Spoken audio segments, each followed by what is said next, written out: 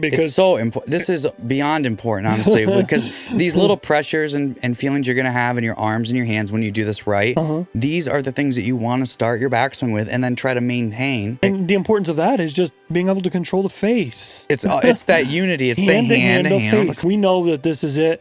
This is the secret. This is what makes good players good. This is what makes the pros better than everybody else. It's not how well they're rotating. It's not how well they're turning their hips at impact. Right. It's is close. Understand that the golf swing is 90% hands and arms. It used to be, like back in the 20s and 30s with Harry Vardon and Henry Cotton and all these guys, they were saying that it was 90% hands and arms. Where did that get lost? Like, why? Why did we lose that? We are live. How's it going, everybody? Welcome back to the Cause and Effect podcast, where we introduce the cause and effect relationships that exist in golf in relation to the hand to handle to club relationships. Episode 20. Crazy to think we're 20 episodes in. Yeah. Thank you for all the support we've been getting. We had our qualified series launch this week, which was kind of cool. That first episode. The future episodes, now we got 4 parts to that, are going to be really good. Just now that everybody's got their claws, it's like, how do you use them properly? So really excited for that. That episode 2, or part 2 of that, will be launching before the end of the week, along with this episode. So if you haven't subscribed already, we're trying to hit 1,000 subscribers by the end of the year. Real so close. that would be greatly appreciated if you would subscribe. And we're going to have a bunch of content coming out. We've shot a lot of content that hasn't been released yet. So we're going to shoot some more content Wednesday. And then probably at the end of the week as well. We got warmer weather coming here in Michigan, so we're happy about that. We got to take advantage of that because it has been cold. So then golf will be ramping up. Hope everybody's getting excited for it. Hope everybody maybe you got something around the holidays. Maybe you got a new club. Maybe you got, I don't know, a gift card to a golf superstore or something. But yeah, if you want to learn more about the golf swing and understand how the hands and arms work in the swing, you came to the right place. And utilize that gift better by getting the claw so you can use it. Use your properly. New driver. And it's funny. People always think like, I got a new club, I'm fixed. It's like, well, you're money close, can't fix all problems technically. Yeah, exactly. So keep watching. We'll teach you how to hit those new clubs properly. So, we talk a lot about the hand to handle to club relationship. I mean, you heard it in our intro. We talk a lot about this, and this is how we feel like we're kind of different. We've seen a lot of instruction over the years, but just like our years of being in the industry, and then now just like looking at social media and seeing all this information with body specific stuff, like with Genghis and all the guys trying to kind of copy Genghis. We just feel there's not enough being talked about with the hands and arms. So that's what motivated us again to work on our smart grip and collect all the data that we did with that. And today's really just going to be some things that we kind of discovered that, we're kind of like golf archeologists. Yeah, absolutely. It's like digging up like these like secrets that aren't being talked about enough. And again, they're like hidden in plain sight. You see it with like Sam Snead and Tiger. And you could go back to like the 20s and 30s and you could come all the way up and it's like, oh, that guy's doing it. That guy's doing it. Wait, that guy's got it too. Right. And it's all like hidden right there. It's like, wait, why is this not being talked about?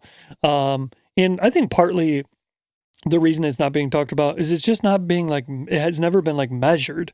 Like nobody's really done a lot like this where we put sensors on the club and measured all these things. So we're just going to get right into it. So one of the big things that we want to talk about is grip pressure, right? Yeah. Grip pressure is something that people hear a lot, and you hear the term like hold the club like you're holding a baby bird, right? That's a very like common thing in golf instruction. Sure. And what we saw when we were doing our testing and over the years of teaching is that people actually grip the club too loose more than they grip it like too tight, right? And then when you grip it too loose, it's just hard to properly control your golf club, right? So you have to be very specific with how you connect your hands to that club.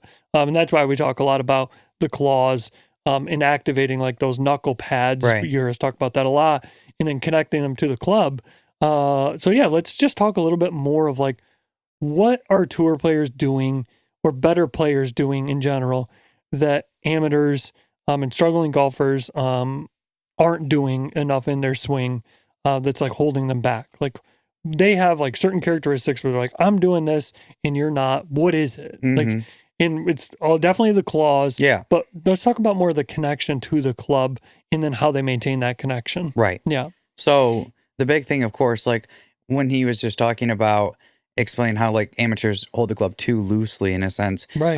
The idea is because they're not able to have a secure enough grip to apply the proper pressures to keep security of the grip, which is why we've actually seen golfers in our instruction days literally let the golf club almost fly out of their hands, or literally fly out of their hands. I've seen it fly out. They can't actually control it because their lobster claws are so bad. Lobster because again, claws. if you grab it with your palms and your fingers are like this, it's like, I mean, yeah, I guess you could have some control, but still, it's just, you're risking. It's not effective, especially when you hit the ground. Well, like that's that club's going to be twisting absolutely. around a lot. And the torque in your body. Yeah, you might be able to control it like here, Right. here, but you're going to get exposed right here Absolutely. at impact when that club hits the ground, because you need to have security. Like, Right. You look at tour players, they start with the grip this one way, and at impact, it's the same. Yeah. It's not twisting, it's not moving around, because if it's moving around, guess what's also moving around? Right, The face. exactly. Right. And we're going to get into this more later on the podcast about the gear effect is what controls Correct. basically The the release. way that the face squares and Yes. releases, not impact your bows. rotation of your hips and shoulders. Correct. Yeah, right. Yes, but so Hot then when take. it comes to when it comes down to the whole thing about the pros and the amateurs, again, grip pressure is a big thing. Get the claws right. Everyone has proper pinches. I mean, some pros we've said, we think they could do a little bit better, Like speed, like with the weak grip and stuff. yeah, But again, yeah. we're more neutral, strong grip Yes. advocates. So 100%. if you understand the idea of how the thumbs, work with the pinches and how like when we lever back with the push pull, like this, how they serve as a lever system, right? So it's like when you keep your pinch, we talked about bisecting your hand in part from the top part to the bottom part, and like the push pull effect. Right. Yeah. Which is, again, just, if you really want to like basically summarize just that, going up and down like this with your wrist. so more of that bottom part of the hand pushing down. Pushes down the and butt then the top end, right? fingers pushing up. And pull up, pulling which is right? we talk about that being the club head reference. Right. But let's not gloss over that, because that's extremely... It's very important. Yeah, Right. yeah. And that's really what the pros are doing that they really have over the amateurs. Right. And that's what amateurs aren't really realizing is they're like, they look at their awesome ball speed. They look at like the way that their swing's finished. They're not realizing that like the biggest keys Is are the right connection. here with the Right. claw connection to the handle, Yep. and then how you maintain it throughout the swing, which is Yes. the grip pressure part. Yes. So we've talked about before the bird cage analogy. So yeah, the the bird baby cage. bird. Yeah, exactly. Right. Yeah. So- But we talk about this a lot with flexing those fingers back so we can not squeeze our bird, but also Right. not like tickle our bird. The bird is the handle, Yes, right? yes, absolutely. So, and the cage we're creating for it is the claws. Yeah, like, so within the exactly. claws, right? So we've talked about how we get our claws like this, right? Right. So it's like once we unite them together, there is still space created. And that's why this works for a golf club, because of this, the way the Yes. handle is, right? Designed. So Uh-huh. then throughout the swing, as you push, pull, and twist, if you can maintain, we've called it like the holster, Yeah, or the holster. the bird cage, however Yeah. you want to think of it. But it's like keeping that proper connection keeps the swing triangle connected properly. Good. But that's when you think about it, like really diving in right off the shoot though, to like Yeah. amateurs. It's the holsters. And exactly. Yeah, That's it. like at the end of the day, like we're trying to create holsters for this handle or this Sure, bird sure. to set in, right? That's why we talk about the fingers flexing back and the curling of the fingertips. Yeah. Because we're trying to just set the handle right in here, push against it, but also not wrap our fingers around it and squeeze it or just barely hold on to it. Like we want to create the ultimate security in connection to the club without squeezing it. That's why these claws and these curls are so important, because you can push, you got your clamp onto the club without going this way. As soon as your hands go this way, you're toast. Yeah, absolutely. Like you got no chance. You have in no golf. finger extension then, so you can't Right. effectively push and stretch the handle away Yeah, from the it's like body, pushing like and, that. and create like consistency coming back to impact. Right. Right. And the importance of that is just being able to control the face. It's that unity. It's Hand the to hand to hand, face. Yes. club and face. Yeah, like, club and relationship. face. Absolutely. Yeah. But it's like you can't miss that. Like Yeah. you can't skip over the step and go like, oh, okay, I'm just gonna learn like how rotation and tilt and everything works. It's like, whoa, you have to understand how clamping these on the club is how you control this face. Right. Like, let's talk about that a little bit. How we figured this out a lot when we were doing our testing is how you like which part of your claw or your hand is pushing against the handle is in direct like relationship with how you're controlling the face. Right. Let's talk about that, because that's kind of like one of the big secrets that every tour player understands is they are so meticulous with how they are clamping They all those have claws on there. I mean, that's the one thing I've noticed just watching the recent golf lately is when they put their hands on, everybody sees it with the trail hand especially. Usually they get their lead hand on almost before they almost walk in their shot. Like they'll walk into it with the lead hand perfect. Adam Scott used to do it like facing. Yeah, exactly. It was perfect. But when they put that trail hand on, you can see them getting that trail pinch and that trail hook properly secure. And once it's right with the pressure, then they know it's like, okay, we're ready to go. And again, that is so important with that hook of that trail index finger, because that is the proper control of, like we said, the top edge and the toe. Right? Put this in there because right now. if you have a lobster claw like this, it's like now, like if you have the pinch proper and you have the hook, now like this part of the club face would basically go like green. And it's like, oh, okay, like that hook and that connection with that trail hand on the club in that way controls that part of the face. And that's how you understand that relationship. But if you go like this, now it's like whoop, the whole club just like lit up and it's like red, and it's like, what? Like, okay, how do I control that from there? Yeah, that's how we want people to think about it. Right. You know. Okay. One cool thing. Sorry, I had to get that out. We're just gonna throw this in right now, and we'll continue with the other things about the pros and amateurs, because I got one more good thing with that that I just was thinking about. But so earlier I came up with this idea, like, because we've talked about, again, bisecting the hand and like half, right, with the top two fingers and the bottom two. So if you imagine taking your thumbs and you got your pinches, the idea is that we take our pinky finger and our ring finger and you try to pinch them together and then flex them like away from the middle finger and the index finger in the pinch of the thumb, like this. So you're going to create like a Ninja Turtle hand. There you go, like Spock. Spock. Yeah, right. So you're going to do that with both hands. Now, the idea is that when you go to take your trail hand and you place it up against the lead hand, you try to get these bottom two fingers of the trail hand and the top two fingers of the lead hand in perfect unity. And if you look at this, when you do that, the lead thumb is perfectly in the trail palm placement. So technically, if you think about like the different grip types, right, with like baseball, overlap, interlock, it doesn't matter, because you can do all of them, right? Because that like relationship staying right the same. Okay, got it. Exactly. But the idea is, notice here too, look at this nice little gap here. See how that trail arm is underneath the lead arm? That's so key for everybody at home. When you grip it improperly and that trail palm goes the other way, right? I mean, going look like at this. Now it's like I can't fit my. You see what I mean? Like, look at how understanding the club's tip. the hand and arm rotation, exactly. like effect. Yeah, I just want to throw that visual in there for people. For sure. Yeah. So again, the reason that we're showing this is just when you think about the placement of the hands against the handle, wouldn't it make more sense if we have these three like disbursements of placement, like against the grip, right? And if you can rotate this as a unit and keep that, you know, connection with your hands and fingers together, then you have a greater effect with the handle movement relative to the face. So it's like your claws don't have to do much. Like we'll say that here they start neutral, we get our strong grip, right, like this. And if I do like a twist and I push pull a little bit with my hinge and I go like this, I could really torque the club because of my placement here. Now, let's say this. If I go like this and I do lobster claws, it'd be like curling my fingertips like this and not having like that extension feeling, because it's like I can twist the club like you're cranking it like a lever. It's like we talk about with like a spring. It's the spring effect. It's the spring effect. So if you took like a ball and put it inside your palms and you pushed against it and like twisted it, and then you could almost hear it like cranking, like winding, like winding it up like a spring, right? But if you had like lobster claws and you're holding that ball, and it'd be like this. It'd be like lobster claws like this too, like holding hand over hand almost. Like, so the distance of the hand, you know, effect to the handle to the club is going to be really minimized. Whereas this, you know, placement of the hands and fingers, it's like now we can extend on the club more.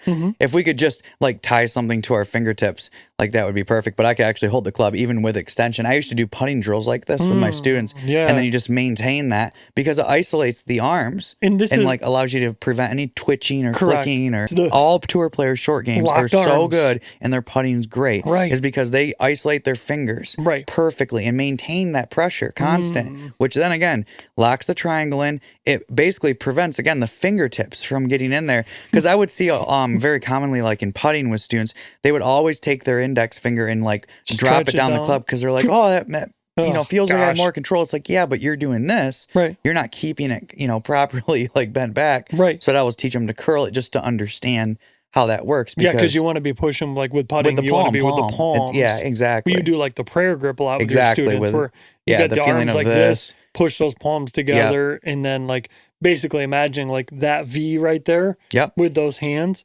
If you took like a putter grip and put it inside that V, Right. that's really what's You have controlling the best like chance the to keep face. the face, as square as you possibly can. Right, Really, because as soon as you start going like this way too much, yeah, this way, you affect now the it's V's. like Well, then the underparts face. of the elbows Yeah. become disconnected, and that's gonna be alligator arms. We're gonna get into that at the studio soon, Absolutely, yeah, because that is a big part of whole thing about claws. Because Right. and you think about putting too, how big of a part of the game is that, right? Huge. And again, when you go to pros and amateurs, pros can't basically have a career unless they're hitting the ball incredible. If they have over like a 32 putt average, true. like they have to make 28 putts basically around, Right. to continue to make decent money. Right. Stay on the tour. And So, a big thing too, when we're talking about this arm connection, and now I think that's a good segue into what we were talking about with tour players earlier, is they all have like locked arms. Like Right. there aren't like locked. You always see them like putting a tennis ball or like a ball between their elbows, and really they're just trying to keep like that proper connection. But they have it right here, and That's they're just where it using that stemmed from. ball to like keep it in there. But most people, they're trying to get it just with the elbows, and then they have it the bad grip down loosens here. up actually because And they're, it's like- pushing so tight here. Yeah, and it's like, but they're losing that elbow is more the effect than the Exactly, cause. right. So let's talk about that a little bit, because that's extremely important. You look at all good players, they all have those elbows together, but it's because of everything that we're talking about, pushing with those palms against the handle properly. Right. Right. Let's talk about Right. that. Yeah. Well, I think too that one thing we're going to talk about, and we'll throw this back to the pros versus amateurs. Pros have, of course, typically better tempo. They have better sequenced rhythm for sure, of course, because the golf club's doing the right things typically, like in a certain manner, Right. at least. Like Amateurs, sometimes you see some really, interesting. It's like the ratio of like hands and arms to body is like more probably rhythmic levering and the club back, fluid. lagging it Yeah. and releasing it. Like if you take it back and you're not levering right, Right. trying again, like instead of chopping wood like this, it's like we're Like a chopping Freddie wood like Couples, this. like a Freddie Couples. Yeah, you think about or that rhythmic, like what Ernie. creates the best things. It's the best usage of the hands and arms.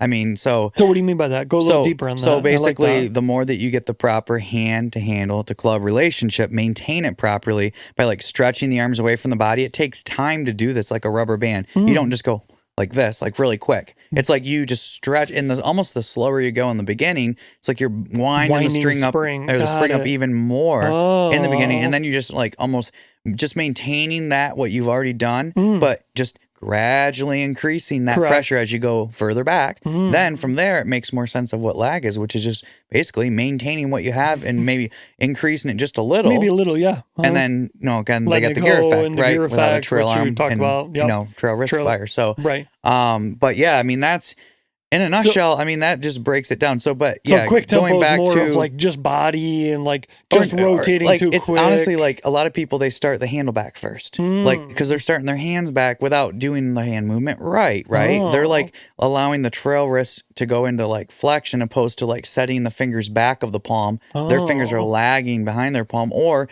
they're pushing their arms straight away, or they're pulling their arms straight in. They're just not channeling their claw pressure, So which is why the triangle just breaks all over the place. So really right? what it comes down to is that if like we talk about this and we use this visual every episode, it's the fingers being pulled back of the knuckle pads. So what we're saying and what you're saying right now is that starting the swing, you want to feel those fingers being pulled back and doing a certain thing Consistent, relative like, to your palm. If any, And like you're we say, it's winding that up. gradually being Yes. increased though. As they're being bent back like this, you're also pulling Right. and twisting Twisting, appropriately. correct. And so that actually just even creates more of a like an easier lever. Yeah. It like allows your claws to give way in the proper direction to keep the formation of the swing triangle. Because- to keep the connection. Because Got it. yeah, if you try to push pull I and you have like that. lobster claws or your grip's not right, this push pull is not looking effective. Yikes. This push pull looks much more effective. And understand that when you That's what get the best your players are claws doing. with the isolation of the fingers, like we've said with our model, Yes. right? Like bending the fingertips back, the palms, curling the fingers, forming a claw. Yep. When you do this, you can feel it, like your arms become taut, right? I mean, you can feel all the way to your shoulders. If I go like, I get my claw and I shrug my shoulders up like this a little bit, that basically has fully locked my swing triangle in front of my chest. I like it. So now if I just maintain that connection throughout my entire golf swing, perfect. That's it. That's what creates grip pressure, Yeah. proper tempo, proper connection of the hands and arms to the body. Correct. Like, you're not going to injure yourself. You know, because I've had students in the past too that they would basically not consistently and properly push pull in the backswing. They would basically like start pushing in the takeaway and then give up like halfway and then start turning. And the arms just start going like too far inside. Correct. And then they're coming down and they get stuck. And then they're because they're like middle aged, like they're the lead arms like pulling in across their body a little bit, and then it's killing their back. Like they can't barely walk. You're just like so it's fighting. You're fighting the club at that point. I've seen the claws literally help people with their physical problems so much, because again, you're minimizing the problematic club effects from doing the improper hand to club relationship. Yes. So you screw this up, and if this gets in an improper position, because it does move pretty fast, it does. even for those who don't have a lot of speed, and the torque it puts on you is not going to be good. Correct. Yes. Exactly. Yes. But yeah, the big things, again, just to kind of a little recap on what we see a lot when people send us their swings on our Discord or with our students that we've taught over the years, is probably the two like biggest things that we see wrong. The hands too on top of the club, like the V's, basically, like Jonathan's talking about. We want those improper V's. pinches first. We'll say that. Yeah, so we'll say like they have the lobster claws. Their thumbs are not properly pinched index fingers. And I think because that stems to all these other issues. Exactly. Then that's what creates this ability for them to be able to twist on top of the club too much. So when you're holding this club, your hands are way too on top, which gets the right arm or trail arm on top too much, lead arm under, shoulders will be open. That will affect the core. That'll affect the shoulder alignment, everything. Correct. Then the toes tend to, typically start aiming more left because the ball's going more right. Correct. So, naturally your brain's going to say, oh, I should just aim more there and play it. But anyway. But getting your hands, the quickest fix for that is just get your hands on the side of the handle more, which then gets those V's at the trail shoulder, which then gets that trail arm more underneath the lead arm, which then squares up the shoulder, squares up the toes.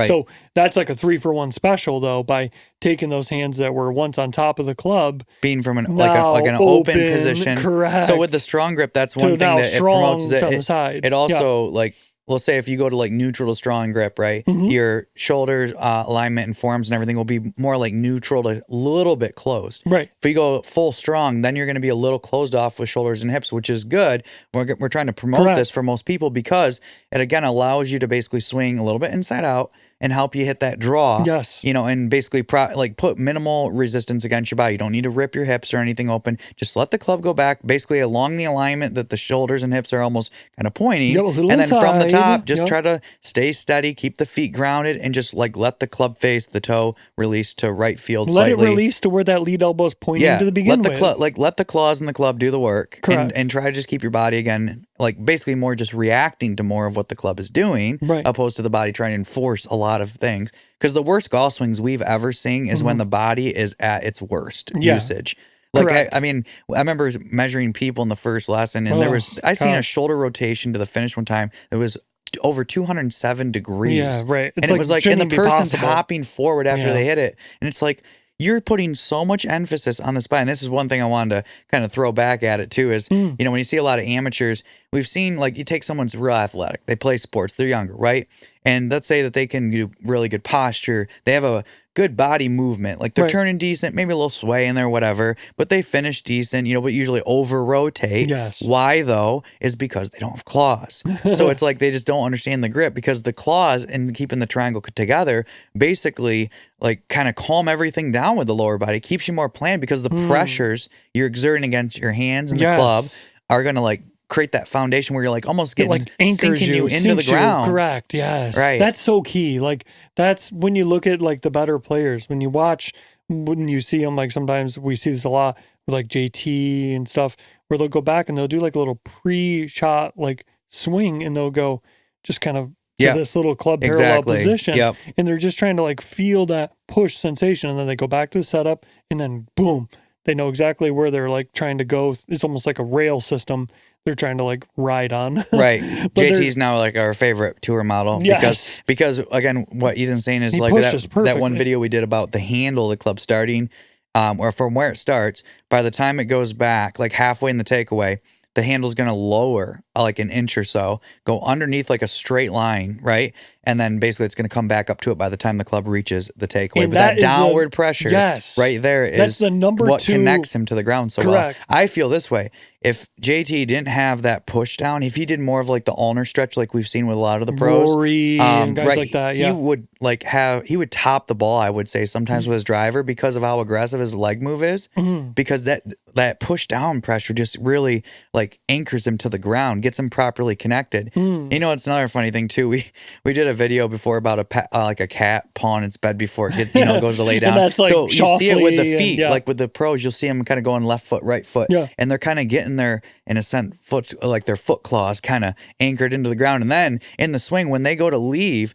I remember watching this when I seen pros in tournaments, like live, was the grass was literally almost like ripped up from where they were because they're pushing down so much with their feet into the ground, opposed to the average amateurs are just like freely twisting in a sense, like level, which then creates none of this like anchored pressure into the ground. And then again, no claw pressures, right? But so again, I would say like the number one thing, it's just the claws and the triangle. Correct. Like that's it. And that was actually going to be number 2 thing that I think people mess up the most. Number 1 was obviously the hands on top of the club too much. But then number 2 was going to be just floating hands. Yeah. Like that is so common. That's it. Like with every lesson I gave, the first lesson, every time I come in, every time the person would come in for their first lesson, I draw a line right on their hands and they take the club back, and when the club was parallel to the ground, the hands would be above that line. There'd be no downward pressure on the handle. It's like you have to push down, out, and away. I love that image that we use all the time with that circle just outside the trail foot, 5 inches outside the trail hill. Give you a good visual parameter. Like, that's where you're pushing to. Right. But it's not like you're just floating to that circle. You're pushing to that That's circle. the difference between the club and the sternum drill that we've talked about, where you're not just doing this and keeping the arms locked out like that. It's like you're literally pushing down to create that effect. Correct. Where if I had the club in here, it's like it would need to have like a rubber band, almost like attachment to stretch it away from. It would actually be cool if we had, I actually just had this visual.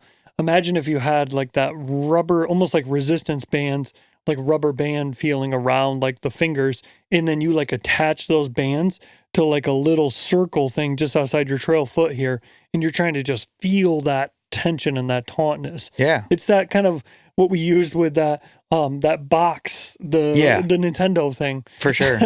Which I mean, that video didn't get enough love. I love that concept, and it's a great visual. I'm going to do it. I have got to recode that app because I got to remember how to do that. But maybe I'll videotape that. If there's anyone out there watching any of our podcasts here, and like you're really wondering what it looks like or what it would feel like to stretch, that is the best visual we can really give you as far as that's the seeing the strings. Like, because again, there's a weight pack in that backpack, and so to basically create the weight system to go up, you have to literally push away. So it's like a training. You can't float system. If you float, it's like you'd hear like a beep or something. It's like, oh shoot, like what do I got to do? It's like, oh, I got to push and keep the weights level while continuously going back. Exactly. But if you can't push, it's like, okay, well, maybe you got to go back to step 1 and get the claws and the proper connection to the club to begin with. So just get the proper connection to the club, right? Like get the understanding of that hand-to-handle to club relationship. That's why we like these small clubs, intimate and personal, like easier right here. to visualize. And also let us know in the comments if you want a short club. This is actually another version that we're looking at with like just prototyping a couple ideas. Jonathan's got more of like the iron. This is like an iron face. This is more like a fairway wood or like a driver, just to give you like different visuals and stuff. But let us know in the comments below if this was something you would want. We've had a couple of people, actually quite a few in our Discord and things like that, mention it. So if that's something you want, let us know in the comments. Because we will definitely provide them. Yeah, we can. Yeah, especially in the winter time, like you got people like us in Michigan. It's like you can't go to the range, right? Where we could literally create like a training system for you to just train your swing. Okay, and that's a good segue into our seated swing solutions. Absolutely. So let's talk about that a little bit. And seated swing solutions is really just at-home things that you can work on in your chair to improve your golf swing. Yep. So either with a club or without a club. Is this going to be without a club? We've been Most of it's really without lately a club. going without the Yeah, club. because if people don't have a club, it's like, how train do I them do more it? this way first, and then when you introduce a club, it's easier. Right. And again, this is all about creating that triangle, creating that stretch, creating that tautness and the twisting and the hinging and everything like that. So, all right, cool. No club. Let's do it. So this first one's basically like a 2-part drill. So what we're going to do is we're going to take trail hand and we're going to go trail palm to the sky like this, okay? Take lead slightly bent with the arm? Or? We're going to go palm to the sky, so it's going to demand, the 45 external rotation. Perfect. Yeah, I love it. So with the lead hand fingers, you're going to place it basically to where it's like you're able to grab your fingertips of your trail hand. Okay. So this is going to be like your way to basically add like weight in like your flexor, right? As if you were lifting like a little weight here. Oh, okay, got it. So we start off here, and as we go back, I want you to feel like you're flexing the fingers more downward like this, right? So you're going to go back, like, so we'll say this is like the ultimate serving the platter position. So you could go back a little bit further like this. What you want to try to do too, though, is maintain the 90-degree angle of the trail arm. So we don't want to get too tight in here when we're doing this drill, right? Got it. Okay. So it's here. So when we use the lead hand, we want to like kind of stretch it, like push away a little bit as you twist. Ooh. My shoulder just popped a little bit. That felt good. I need to do this a little bit more today. I do too. So, but this is what we're trying to get to at the top. Now from here, if my microphone wasn't as in the way, I'm going to try to basically from the top, take the lead hand and try to keep pushing like the trail hand into more external. It's almost like the trail index finger is falling back underneath more, keeping the cup, of course. So we get to the backswing.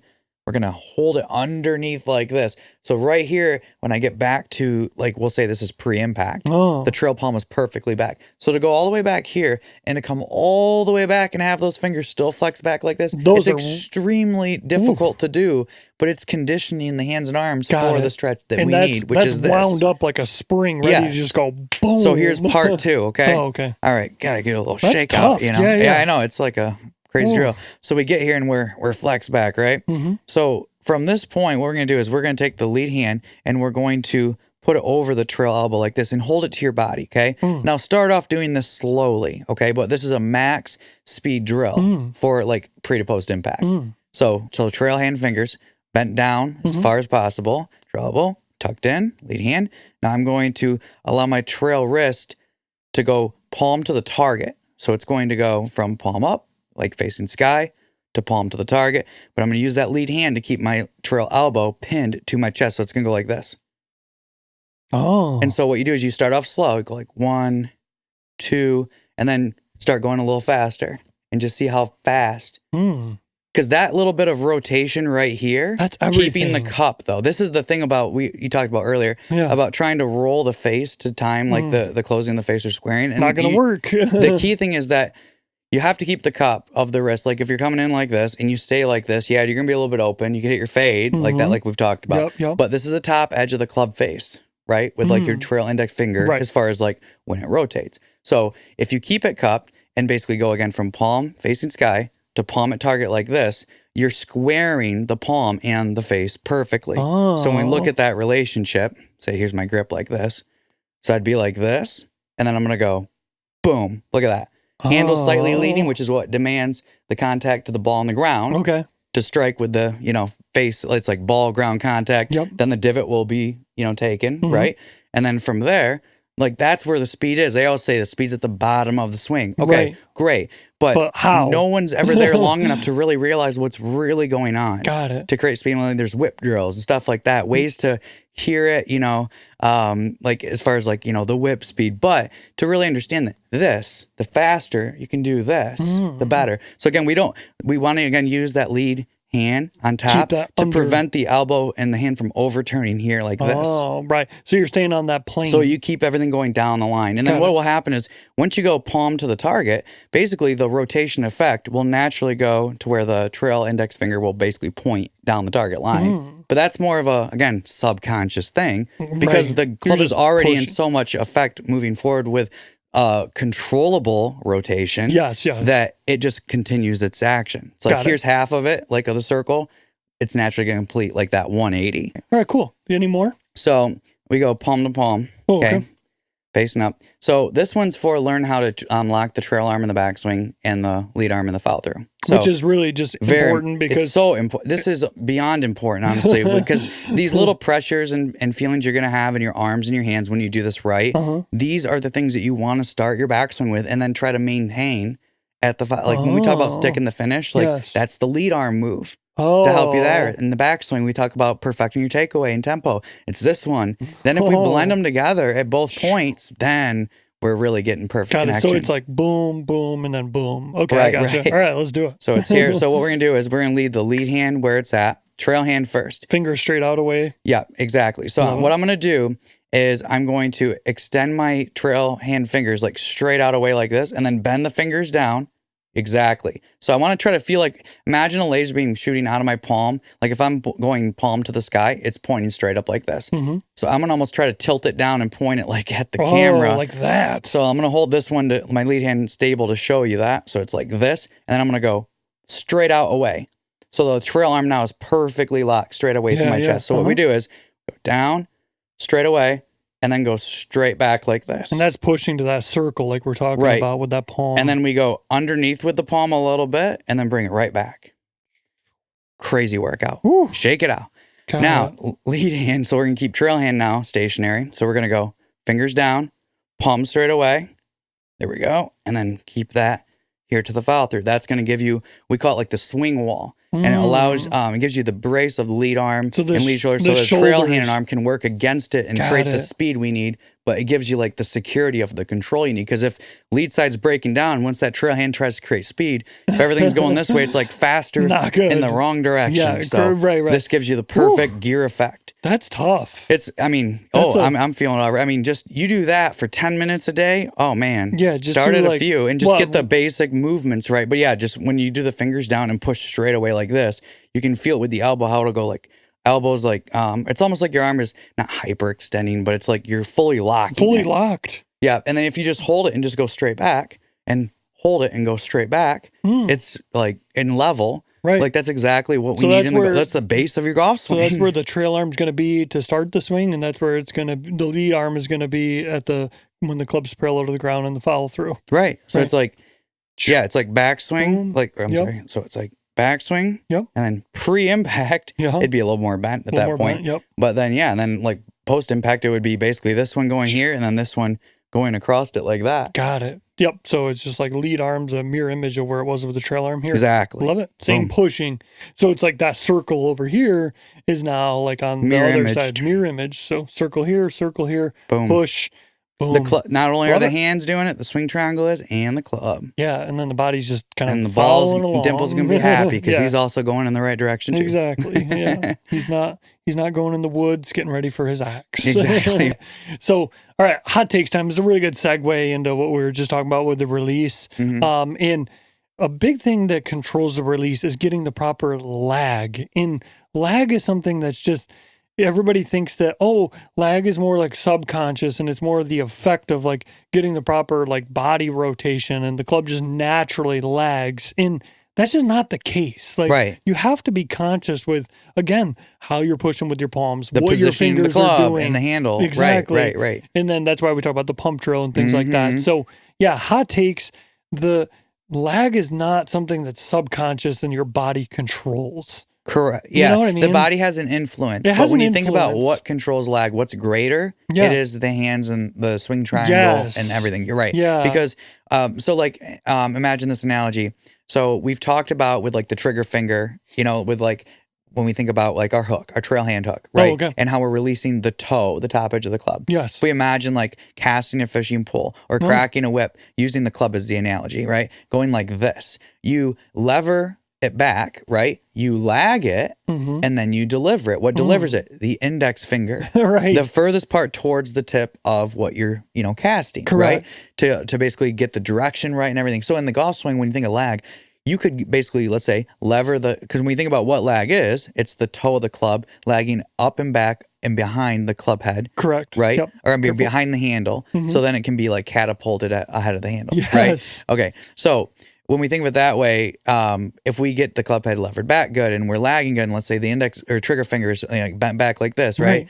Now, if I don't do anything with the trigger finger, I just let it do its thing. I turn and try to start opening up. If I don't do anything here and this guy's not doing anything, it's coming in like this, and it's a big block city, right? How's the club going to release? Right. It's like this needs to be, like the toe needs to be delivered in a way. But again, this is where, again, a lot of golfers get confused because let's say for one instance, like you're coming in the handle or the club head is actually passing the handle before you hit the ball. Right. And then let's say you're trying to go, index finger down, right? It's like, now this is even making your scoop even worse in your flip, right? Correct. So it's understanding that we just got to get the club head back of the handle properly. Then we get the proper lag, and then we can properly get the trail hand and arm to do what they need to do, which is really what is the like final piece to the entire squaring of the club face. Correct. Like that has the greatest influence because let's say this, to get the perfect let's say, we know that the trail arm goes from bent to straight. So we're at pre-impact, trail wrist stays cupped the whole way. So it's this, right? So if we think about this effect right here against the handle, boom, got that, right? So when we're coming in, the handle has to be ahead of the face though when we try to apply this pressure. Like that's so important. And I don't think people are understanding that part of it because again, if the club head comes in square, like, or equal to the handle, like perfect, you know, you have a chance if you're really good otherwise, but it's not going to be consistent. It's not. This has to happen. If we're here, screwed. Totally. Because more speed equals worse results. Get over here, more speed equals better results. Right. So this is why I always talk about how I think the biggest secret to what makes good players good is just understanding what your palms are doing and what your fingers are doing. Right. So that's so key. So with this gear effect, idea with how like the club here is at pre-impact. So we have the fingers bent back. Yep. So the trail wrist is cupped. Trail arm, at 90 degrees external, right? And then trail wrist stays bent while the trail arm goes from bent to straight. And the way that this works with that gear effect, not only does it allow the body to have a proper reaction to where like the trail shoulder and trail hip are almost being pushed backwards. Exactly. They're not accelerating, they're actually decelerating, which is what Rory does. Like Thompson too, almost as much on, male and female versions of the golf swing. Like, but I'm just saying like that's what really catapults the club head with the release. Well, we lost We'll have to super glue this guy, I guess. No. Well, that goes to show the torque we're generating here, fellas. Look at the torque that we're generating. Here, use mine. Okay, all perfect. Right, we're subbing in. Oh no. We need to get more backup. Yeah, absolutely, more backups. But yeah, that's look at the torque on that. So see, again, we're trying to say the body didn't control that, the hands did. And we did not set that up either to happen. Right. But no, so back to the graveyard. So from here, so imagine too if like pre-impact's here and like we have post-impact, which is here, controlling this gear effect, and the ball's in the middle, right? So and the club has to go down too, which again, that's where it gets tricky. You know, do we unhinge? What do we do consciously? Right. And again, we just get to the proper pre-impact trail arm, and even the lead hand too. We've talked about, especially with like the strong grip, how we like that because the lead wrist stays cupped. The lead thumb goes from being levered back to unlevering down, which even though there is a cup in the lead wrist is technically flat. And then it will recup after impact to maintain proper face control. Correct. So the club head will pass the handle after the club head leaves the ground. Correct. If we are hitting driver, which we're going to do some videos on this at our studio soon too, talking about how we're trying to thump the ground behind the ball with a driver, which is to try to get it to level off and scrape properly with a slightly ascending blow, not descending blow, to get a proper launch and spin. So it's kind of cool how, but I mean, when it comes to any ball that's on the ground, if you want to hit driver off the ground, this still applies with the trail arm and the down. So it's just really just understanding, like, again, all this comes back to just like, where are you pushing at every spot? Yeah. How are your fingers if you're pushing at this proper spot, it's like, okay, my palms and like bottom parts of my hands did a certain thing. They did their job. Now, like, what do my top two fingers need to do relative to that? Right here. Which is what's controlling that toe, keeping the toe back with the lag, and then allowing the toe to release properly. But that's what controls lag. The HHC. HHC. Hand to hand to club relationship. Exactly. Yeah. Or HHF. I don't know. What do you think's better? I think it's hand to handle to face. Yeah, I do I think too. that's the longer form. Yeah. And then even to because ball. Like the handle's still part of the club. Correct. Yeah. Well, because you Right. got the claws, and it's like link 1, and this is like link 1 and 2, we'll say, Correct. together is the functional unit. Yes. And I love that. Love that. And then we've got the handle, but then whatever's going on here directly influences the face as well. So correct. Yeah. Yeah. And in what we were talking about with just a little bit of that preview we just said there, with the bottom 2 fingers kind of pushing and the top 2 fingers kind of pulling from the takeaway to the top. That's a really good kind of teaser for a part 2 of the Qualified series, where we teach you how to make the perfect backswing. And that video is going to be launching this week, so keep an eye out for that. And we also talk about, which is our hot take number 2, which is how the trail arm actually works in the backswing. Mm-hmm. Everybody thinks that the trail arm like pulls in or bends like consciously. And I mean, based on everything we've been talking about today, from the takeaway right here, the trail arm's basically locked. Mm-hmm. Now, how does it bend? It's more of like how the fingers are working relative to the palm, right? Right. But the hot take is really just the trail arm doesn't bend consciously. It's more of a subconscious reaction. Correct. Like you feel like it's almost staying dead straight. Correct. Yes. Yeah. So, and that's all again because of what? Just because of how you're pushing? So if you take your trail hand and arm and go straight out, right? Like thumb to the sky. Mm-hmm. If I bend my fingers straight back, that allows my inner part of my elbow to naturally tuck in a little bit. Oh. Trail part rolls under just a little bit, right? Oh. So it's like if I do that, now if I hinge my wrist vertical, now my elbow naturally wants to bend. So those are the 2 main ways. Then you have rotation. So if I go from, we'll say palm facing target to palm up, this external rotation naturally pins my elbow. So if we go natural pin, we go like fingers down, just like the drill. Yeah. And then we go max radial. Well, look at these. So you can see it naturally bent because I didn't move my hand back, right? So it's like this. Now if you push if I stretch to that circle. Now once I get here in the takeaway, and let's say that my club is parallel to the ground right now. Yep. The arm is straight, the trail arm. Correct. But as I continuously go Hold up, those fingers. I can keep pushing away, but the arm is naturally going to bend because of the basically the 3 different types of hand actions. Got it. So you're basically, when we talk about that circle being outside the trail foot, you're pushing to that, which is locking that trail arm, but it's almost like there's another circle up at the top that you're trying to push the palm to. If you had a laser beam shooting out of your palm and you went like this, it'd be pointing like straight at the ground, right? Yeah. Now, how do we get that laser beam to basically ride like the 45 to the top? Got it. That's why we have to go like this and like this and like that. So that when the club goes back, you can actually keep it like working around you in a circle. Got it. Because otherwise, if I went like this, let's say with just extension and went straight back, where's my laser beam pointing? It's still to the ground, basically. Or if I go straight up, or try to go higher up, it's just going to point like straight back further. So you're trying to keep that laser like on that consistent, once I rotate plane, and then basically. pull, all of a sudden the laser beam, instead of going like this, it goes whoop and goes right back up. So you're basically it's almost like a rail system that you're trying to like keep that kind of laser on. Exactly. Okay, got it. But yeah, what you're saying is that by keeping that, by getting the proper like radial and extension and then twist, is that's just really getting that trail arm kind of so 3 ways that the trail arm properly bends, right? Got it.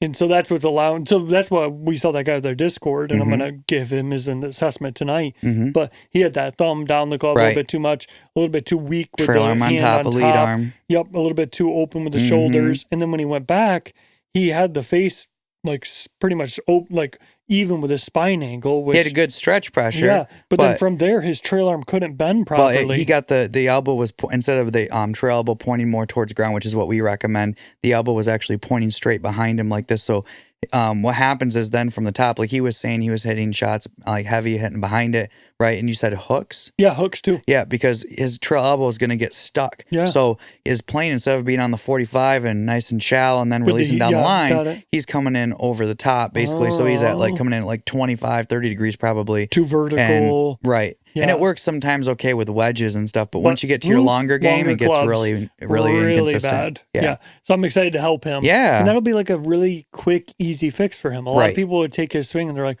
oh, rotate more, get more depth. And it's like, no, instead of actually fixing the elbow itself. We're going to fix his setup, make a static adjustment with his grip and how his arms are set up. Connected. And that's going to fix like 3 things. It's going to make it so much easier to actually do it. A 3-for-1 special. Boom. So we love those. That's why you need to join our Discord, because we can help you just like that with everything that we're talking about here, like we're knowledgeable. We understand what we're talking about. We know what we're actually doing. Yes.